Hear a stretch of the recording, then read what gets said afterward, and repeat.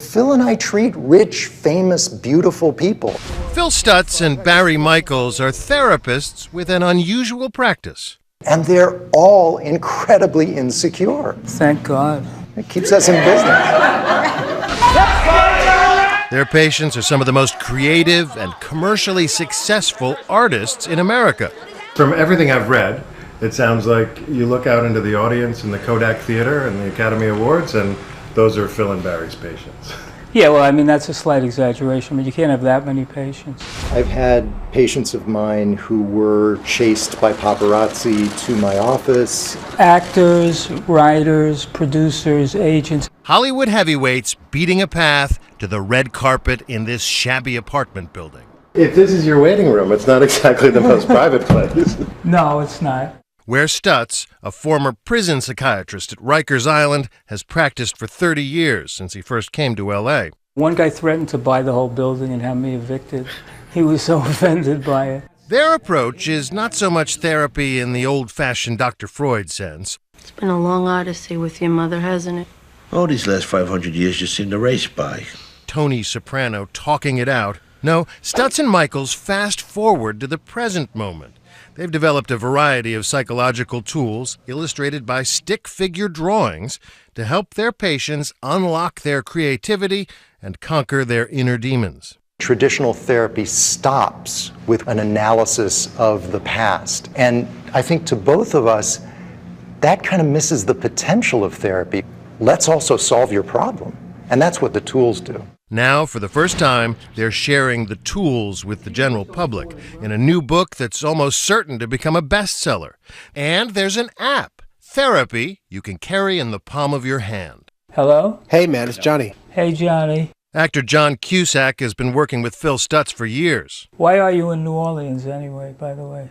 Doing a film. He allowed Nightline to listen in as they chatted from the set of his latest movie. I'm doing this flick, and I got a lot of distractions. You know, I have a lot of other responsibilities besides just the acting. How do you get in contact with that shadow?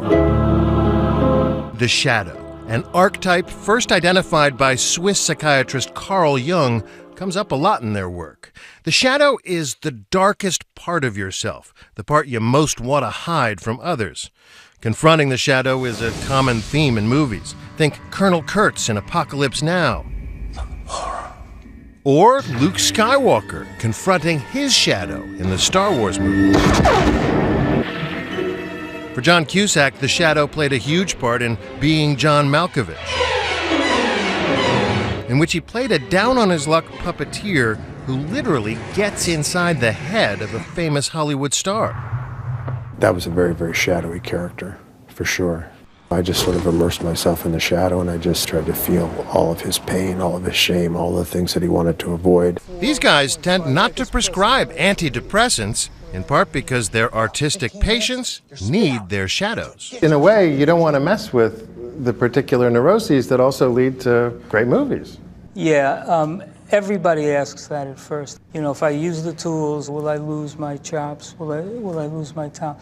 The answer is no. One of the tools described in the book is called the reversal of desire. The reversal of desire teaches you to desire pain.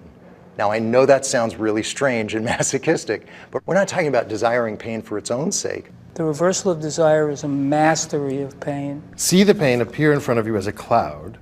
Scream silently at the cloud, bring it on. Scream silently, I love pain. And then as you move into the cloud, pain sets me free. Really? Yes. Yeah, really. They asked me to share a personal problem I'm grappling with. I'm bad about scheduling vacations, and it's destructive in terms of my family. Is it hard for you to stop working? You're scared that when you go away, something big's going to happen and you're going to miss it. Okay. Close your eyes for a second and just imagine somehow you take a vacation and on the second day, something huge happens. You miss it totally. They tell me to picture myself moving forward, screaming silently. Bring it on.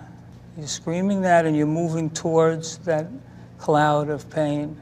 Even though I feel a bit self-conscious, I give it an honest shot. I did picture myself moving through it, and I felt a little nervous on the other side. So you got a little nervous at the first intimation of freedom? Yeah. In Hollywood, phrases like the shadow and the reversal of desire are almost code words for members of an elite secret society. Phil and Barry's patience. Over the years, I've met a lot of artists, and I start talking to them, and I go, "You must talk to Barry Michels or Phil Stutz, don't you?" And they say yes. Tools now available to the rest of us at a fraction of the price. I'm David Wright for Nightline in Hollywood.